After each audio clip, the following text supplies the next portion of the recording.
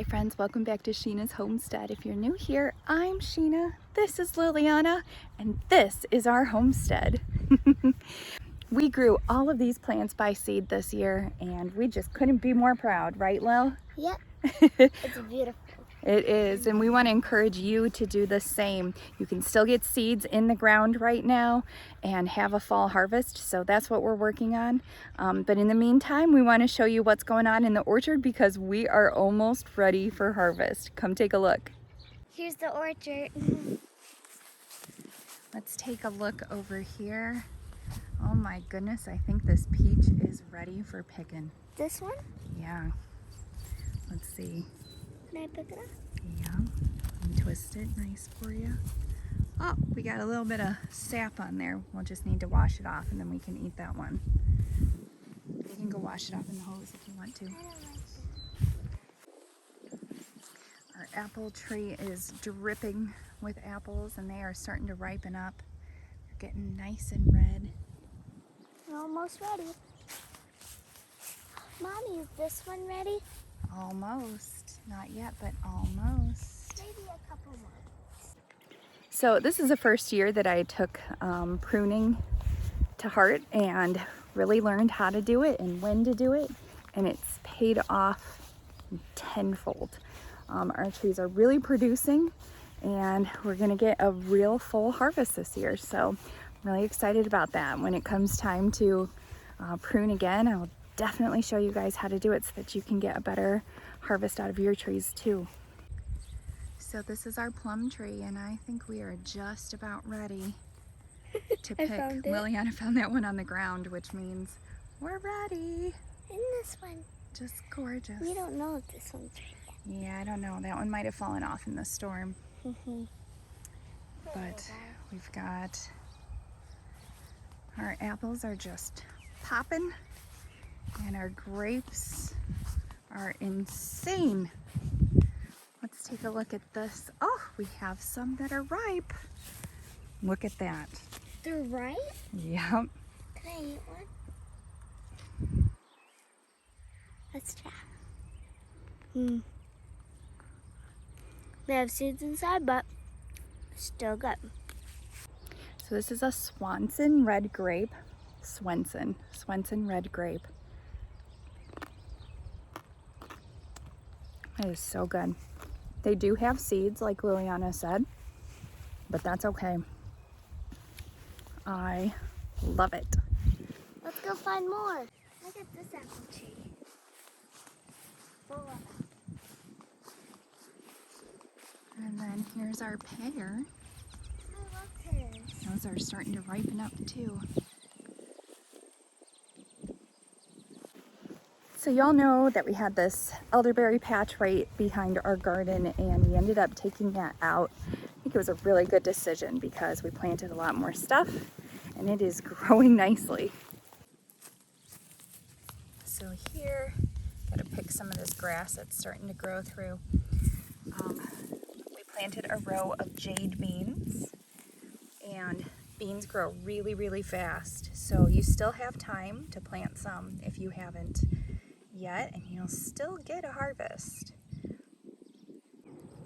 And here I transplanted some of our lemon jalapeno, and they're doing really well, along with some more tomatoes. We're just staggering our harvest. And then over here we have some squash. So we're gonna get that rolling too.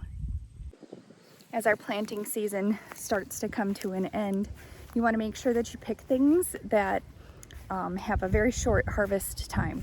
So you just have to look up the day that you are expected to get your first frost and then work backwards from there.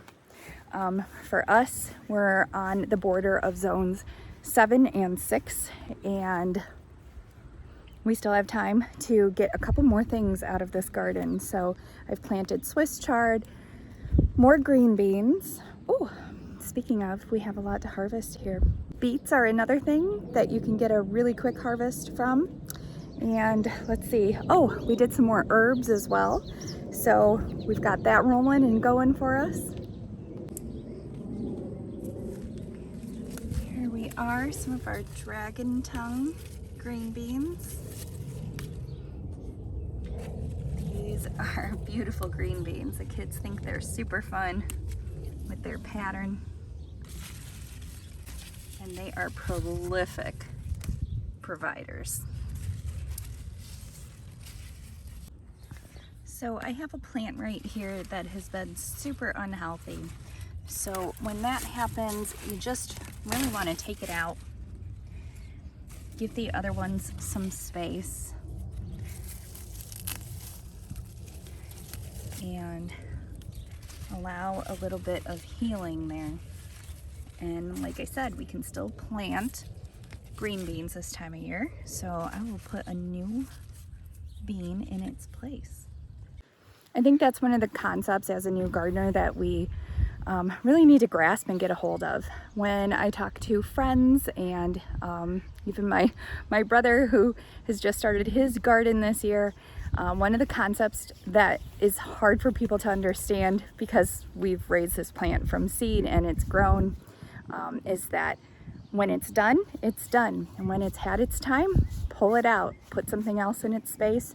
I am constantly putting new seeds in our little grow cart in my studio and starting something new.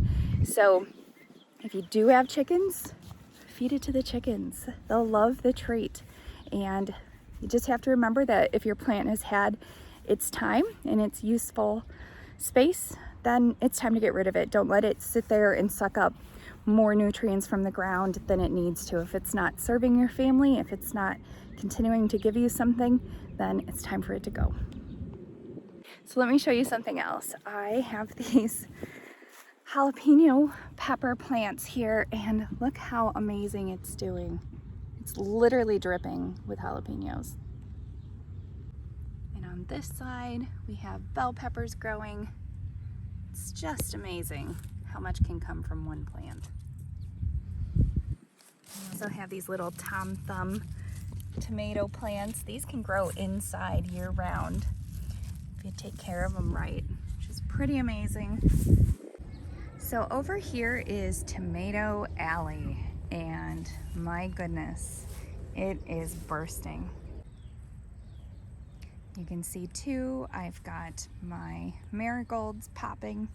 I don't normally plant flowers in the same space as my food garden, but this year I did, and I read so much about how the flowers help attract pollinators, which in turn helps you to have more pollinated fruit and veggies. So I think it's been a great partnership. As you can see, these are Roma tomatoes, and they will all harvest around the same time. They are a determinate variety, and determinate means they will only get to a determined height. They won't grow any taller, whereas a variety like this, these are cherry tomatoes, Super Sweet 100, they are indeterminate, and that means they will just keep growing and growing and growing until a frost hits. But you can see how prolific these are and just how many we're going to have. And the zucchini are just popping. I can't even pick them quick enough. They're getting bigger and bigger. I need to pull quite a few of these off. Get that one back there. Yikes. You know, I always preach this, but you shouldn't let your zucchini get that big because it tells the plant that it doesn't need to produce anymore, and that's not what we want. We want the plant to constantly think that it needs to keep putting out fruit. So the more you take, the more it gives. This was an experiment for me, and it is corn. And as you can see, it did not grow very big, and I do believe it's because it's in a more shaded area.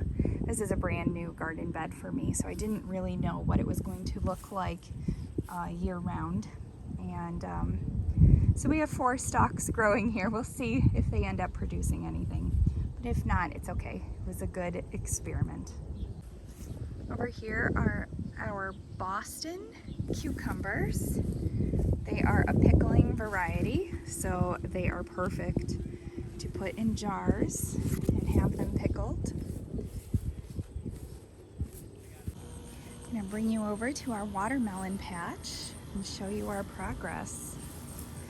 So far, we've got this guy growing, and there's a couple others in here as well.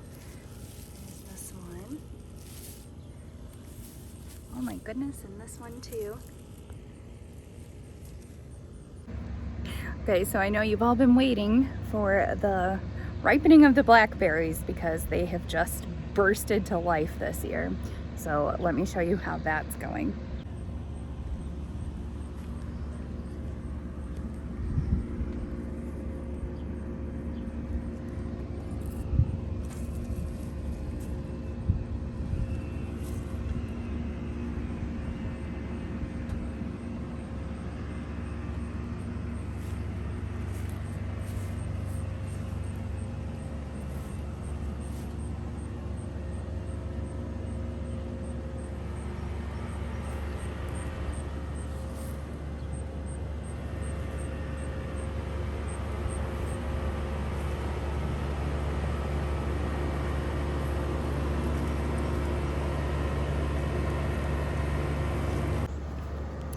I can't even believe it.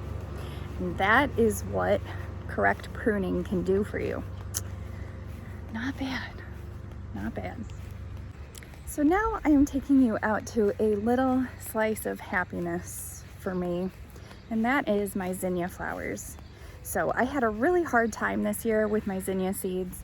The birds, I think, are just so very hungry with all of the stuff that has been a problem for us, like the drought that we had. And I don't know, we've had some really smoky days due to Canada. So the sun hasn't been as strong as it usually is. And I think that both the birds suffered with eating and getting enough nutrition. So they all flocked to my yard where there's lots of things to eat. And one of those was my zinnia seeds. So I had to just constantly keep replanting. I spent probably double, maybe triple what I normally do to get these up and running. But we finally have some flowers that have sprouted.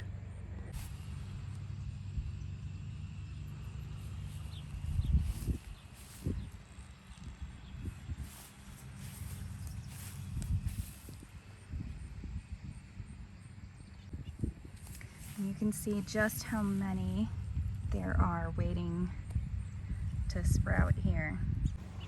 Oh no, I'm just spotting something that we didn't see during our last storm, and this is really sad. A whole, I would say, quarter of our tree has fallen. Darn it. Oh, that's a bad break too. Oh no, we lost that one as well.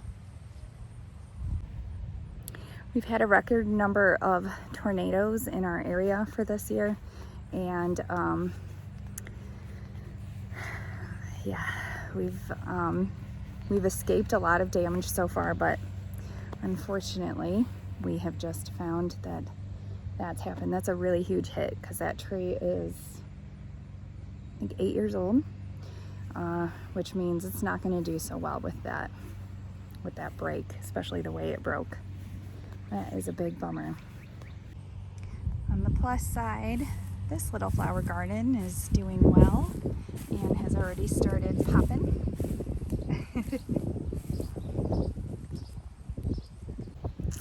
Well, that's a bummer, but you win some and you lose some when it comes to gardening. It's just the way it works. Rob's gonna be pretty disappointed about that. But moving on. Let me show you where I've planted a couple of our pumpkins. I've used the edge of our landscape to plant a couple of pumpkins, and I figure it's a nice way to get a little harvest out of something that we're not using. We don't use the edge of this space, and it's off to the side, so I figured why not? This little one is taken off quite well. And in here we have a couple more. So by now, you know me, and you know that I'm always trying to squeeze out as much as I can with what I have. I definitely think that, I think so far this year has been a great learning experience. I don't think there's ever going to be a year where I don't learn something new. But we're really happy with the harvest we've been getting. We did finally set up the freeze dryer, my friends. You are gonna be so excited to see this process. It is really fun. We've done 2 loads already. It does take quite a while, at least 24 hours, if not more, for fruits and veggies and stuff like that. But the kids are really loving it, and I think that there is a complete possibility it might replace chips in our family. The kids really love tortilla chips. It's one of their favorite snacks, whether it's with guacamole or salsa. And I don't want to take that away from them completely, but I would just like there to be healthier options if they choose. And so far we've tried apples, blackberries, peaches. Holy cow, peaches are amazing. So I'm really excited for the harvest we're about to have. Super sad about that tree because I think I just lost half my harvest on that one. Big bummer. But anyway, we're really excited to take our own fruit and put it in the freeze dryer. So far we've only had things that came from the store, so I can't even imagine what the taste is like when it comes from your own garden, because as you know, it's just so much more intense when it's picked fresh. So I will do a video coming up shortly on that, the freeze drying adventures we're starting to have here on Sheena's Homestead. Thank you so much for following along. I hope that you learned something. I hope that you enjoyed this little garden tour, and I hope that your gardens are doing fantastic. I hope you feel inspired and that you have a wonderful, wonderful week ahead. If you don't mind, please like, comment, and subscribe, and I will see you next time on Sheena's Homestead. Bye.